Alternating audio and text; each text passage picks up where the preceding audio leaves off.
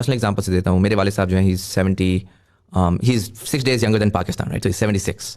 But avowedly وہ ایک talk show دیکھا کرتے ہوتے تھے, بہت ایوڈلی. ان کا ایک بڑی ہوپ تھی اس ملک کے ساتھ, اس ملک کے فیوچر کے بارے میں. اپریل میں جب یہ آپ کا ہوا ہے, ہی اسٹاپ واچنگ پالیٹکس. ہی از ریگریسڈ, ڈیمینشیا ان کا ہے, وہ سننا بھی نہیں چاہتے. میں نے دیکھا ہے کہ ان کی ہوپ گئی ہے تو اس کے ساتھ ان کی کس حد تک وہ ریگریس کی ہیں. اگر آپ کامیاب نہیں ہوئے, اگر آپ جو ہے وہ نہیں سیو کر سکے, تو جو وہ تمام لوگ ہیں جنہوں نے امیدیں لگائی تھیں, جنہوں نے یہ محنت کی تھی, یہ ہوپ کیا تھا کہ یار اس ملک کے اندر ہم کچھ نکال سکتے ہیں, ان کا کیا ہوگا؟ How do you feel about that? دیکھیں, میں آپ کو ایک بات بتاتا ہوں. پہلے تو آپ اگر انسان کی تاریخ پڑھیں نا, تو وہ بڑا واضح ہے کہ قوموں کی زندگی میں اونچ نیچ ہوتی ہے. اب جرمنی اور جاپان سیکنڈ ورلڈ وار میں بالکل ہی تباہ ہو گئے. 10 سال میں ملک کھڑے ہو گئے, کیونکہ وہ قومیں ہیں, انہوں نے آپس میں مل کے پھر کھڑے ہو گئے. تو یہ یاد رکھیں کہ قوم تباہ کبھی بھی اچھے برے وقت سے نہیں ہوتی.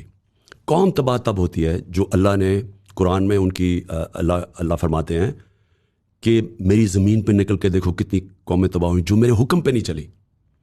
تو جو اللہ کا سب سے بڑا حکم کیا ہے؟ 2 اس کے حکم ہیں قوموں کے لیے. ایک قوم میں عدل اور انصاف پیدا کرو.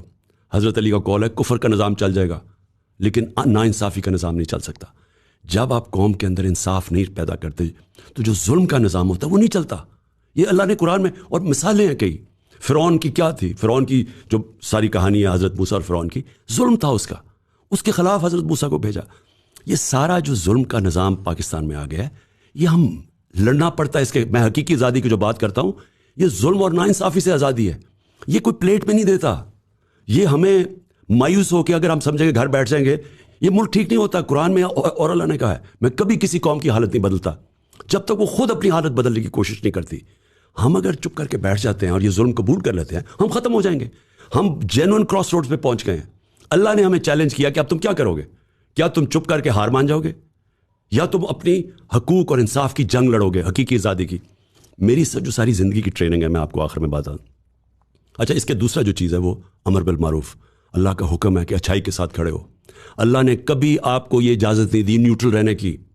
جب حق اور باطل کا ہوتا ہے, آپ کو کھڑا, اللہ کا حکم ہے حق کے ساتھ کھڑے ہو, ظلم کے خلاف کھڑے ہو, آپ بدی کے خلاف جنگ لڑیں, جہاد لڑیں. تو معاشرے نے انصاف کے لیے, اس کے لیے آپ کو جدوجہد کرنی پڑتی ہے. اور دوسری چیز کہ دیکھیں, میری ٹریننگ ساری ہے کہ جب میں میچ کھیلنے جاتا تھا تو میں ہمیشہ سمجھتا تھا کہ میں جیتوں گا.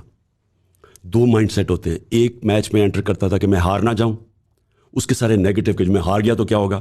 میں کبھی ایسے نہیں سوچتا. میں سوچتا تھا کہ اگر جیت گیا تو میں کیا ہوگا.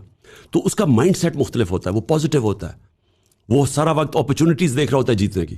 جو یہ آپ بات کرتے ہیں نا کہ ہم اگر ہار گئے تو کیا ہوگا, تو وہ تو کچھ بھی ہو جائے گا. ہارنے تو آپ کا سارا نیگیٹو ہوتا ہے, آپ ڈر کے زندگی گزارتے ہیں. جو جیتنے والا ہوتا ہے اس میں دلیری ہوتی ہے. وہ سمجھتا ہے کہ جو بھی چیلنج آئے میں ہرا دوں گا ان کو, اور وہی لوگ جیتتے ہیں. چاہے وہ بزنس میں ہو, دنیا میں ہو, کبھی بھی نیگیٹو مائنڈ سیٹ سے کوئی نہیں جیت سکتا. تو میرا تو کبھی میرے میں شک ہی نہیں ہوا کہ یہ ایک دن پاکستان ایک عظیم قوم بنے گی, اور انشاءاللہ ہم سٹرگل کر کے بنائیں گے اس کو.